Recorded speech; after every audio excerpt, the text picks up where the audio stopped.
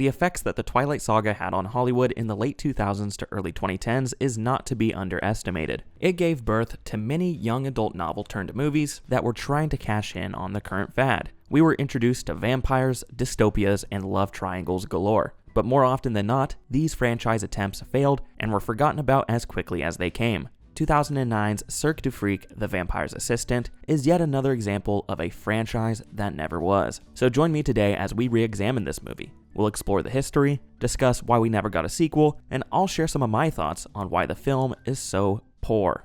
Taking 3 long books and compacting them into 2 hours is something that you have to kind of tailor-make. 2009's Cirque Du Freak, The Vampire's Assistant is based on the young adult book series known as The Saga of Darren Shan, written by Darren Shan. The saga, of course, follows Darren Shan as he becomes involved with a world of vampires. This 12-part book series was published between 2000 and 2004, and is basically sectioned into 4 different trilogies, all containing 3 books each. The 2009 movie adapts the first 3 books in the series, Cirque Du Freak, The Vampire's Assistant, and Tunnels of Blood. Originally, Warner Bros. Bought the movie rights prior to the book's publication. However, they never fully developed this project, and the rights returned to Shan after 3 years. In 2005, Universal Studios bought up the rights to the series, intent on adapting all 12 books into 4 different movies. At the same time, it was announced that Oscar-winning screenwriter Brian Helgeland was going to pen the script. He is the writer behind many classics such as LA Confidential, Mystic River, and A Knight's Tale, just to name a few. A couple of years later, a director was found with Paul Weitz, who is the filmmaker behind American Pie, About a Boy, and many others. Weitz was also a screenwriter himself and penned many classics such as Ants and The Nutty Professor 2, The Clumps, so he also contributed to the script of The Vampire's Assistant. The ball kept rolling as in 2008, many big names were attached to the project, such as John C. Reilly, Salma Hayek, and Josh Hutcherson. However, the lead role of Darren went to Chris Massolia, who up to this point had only been in small indie films, so this was his chance to launch his own successful film franchise. Filming took place between February and June of 2008, shooting primarily in Louisiana. By the end of production, the budget was estimated to be around $40 million, and this is not including marketing, distribution, or the theater's cuts, so they would need to make 2.5 times that figure in order to be called a success. The Vampire's Assistant was originally going to hit theaters on January 15th of 2010, but it was moved up to an earlier release date of October 23rd of 2009 in order to capitalize on the Halloween season. So how did it do at the box office? Well, not great. In its opening weekend, The Vampire's Assistant made $6 million, debuting at number 7 in the box office, behind Paranormal Activity, Saw 6, Where the Wild Things Are, Law Abiding Citizen, Couples Retreat, and Astro Boy. In the US, it went on to make $13 million, and overseas, it made $25 million, for a total worldwide gross of $39 million. And in case you didn't know, 39 is less than 40, so that made the film a certified box office bomb. Not only was it a commercial bomb, but it was also a critical bomb. It currently holds a 37% critic and a 42% audience score on Rotten Tomatoes, a 5.8 out of 10 on IMDb, and a 43% on Metacritic. And this leads into what happened to this franchise and some reasons why I think it failed at the box office. If the film is a good film, it's gonna do well. They'll do another one. If the film is not good, it's not like you're doing another not good one, you know? Right. The poor box office and terrible reception killed any chance this property had at launching a franchise, or even getting a second film. However, not all hope was lost, as there may be a chance we will see a reboot of the book series as a TV show or a streaming series. According to author Darren Shan's blog in 2023, it was being optioned for a potential TV show. Here's a quote. "A team is working on scripts right now, the plan being to adapt the books for television, though they haven't completely ruled out doing them as movies either. But there have been no new updates since this post in 2023, so who knows what will happen.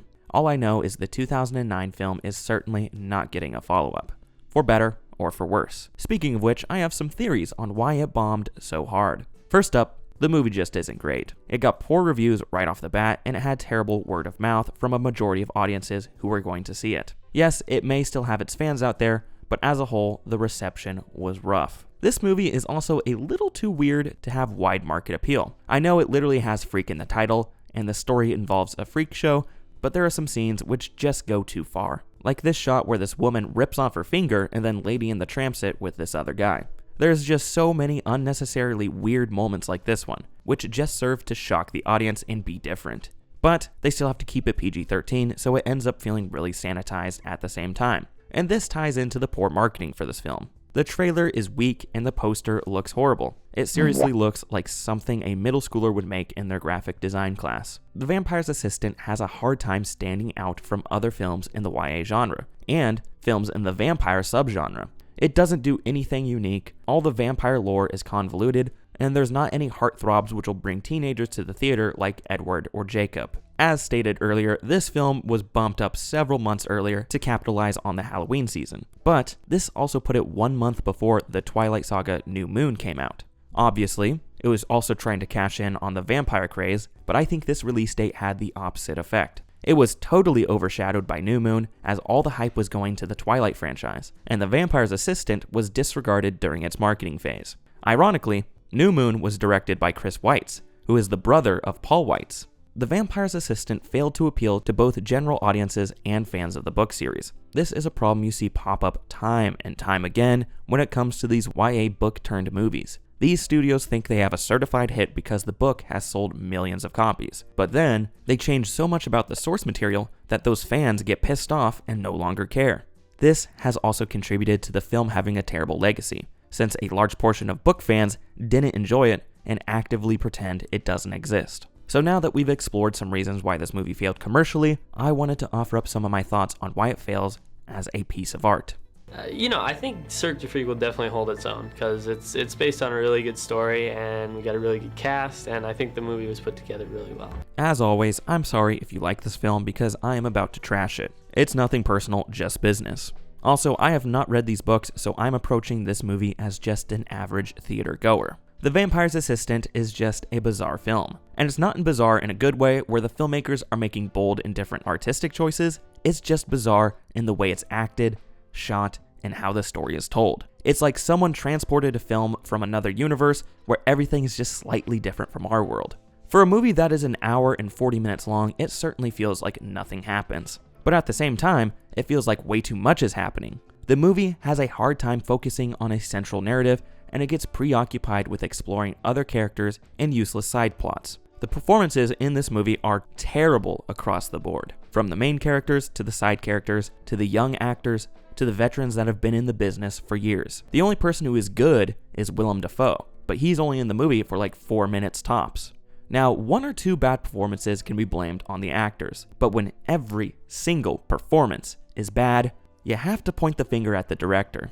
I'm not trying to be rude, I'm sure Paul Weitz is a nice guy, but he made a horrible movie. He was probably just doing this one for the paycheck because this creative vision is really lacking, and it feels like every take that was included in this movie was the first one. You really get the sense that no one making this movie really cared about it, which is a disservice to the fans of the books who are looking forward to seeing these stories on the big screen, and it's a disservice to me because I had to watch this terrible movie. The Vampire's Assistant also just looks really cheap. The effects are iffy, the score is corny, the production design looks fake, and it looks nowhere near its $40 million price tag. All that money must have gone to attaching big-name actors, because you definitely can't see it on the screen. For reference, some other movies that were made for $40 million include Knives Out, Rocketman, Hacksaw Ridge, Fantastic Mr. Fox, John Wick 2, and Snowpiercer, just to name a few. And this isn't even adjusting for inflation. This just goes to show you can make an ambitious movie like The Vampire's Assistant look good for $40 million. The best way to describe this movie is if a below-average Disney Channel original movie bit off more than it could chew and was sent out to theaters. And this Disney Channel vibe is really sold through the terrible dialogue. There are some truly baffling lines in this movie. They range from cheesy to completely nonsensical. It's like all the dialogue was ripped out of a Mad Lib. I think my favorite part about this movie is when Josh Hutcherson's character gets murdered and turns into a vampire, and the only thing that changes is his hair gets spiked up. Hutcherson's whole character is just so ridiculous. He goes from being Darren's best friend to his mortal enemy, all because Darren became a vampire when he wanted to become one. And Darren became a vampire just to save his best friend's life. It's so stupid. Darren, I hate you so much. Actually, no, I changed my mind. My favorite part about this movie is when these vampires are fighting the Wolfman and the editors threw in this cartoon-ass bite. Like, listen to this. It's so goofy. Let's hear it again. That right there is pure cinema, my friends. At least there wasn't a love triangle in this movie. But there's still a half-assed romance plot, so it still sucks. This movie is just so bad, I think it caused some of my brain to leak out of my ears. I am losing my mind. Let's wrap it up. Is that the Little Dipper or the big one? I can never remember. The Vampire's Assistant is yet another example of Hollywood trying to launch a successful franchise without doing any of the hard work to make the film enjoyable. This, coupled with many other factors such as the marketing and release date, led to the movie absolutely bombing at the box office and joining the ranks of the forgotten franchise starters. But what are your thoughts on Cirque Du Freak, The Vampire's Assistant? Have you seen it? How does it compare to the books? I'd love to hear your thoughts in the comments below. This has been Tom from Isenhart Productions, and thank you so much for watching. I'll see you next week.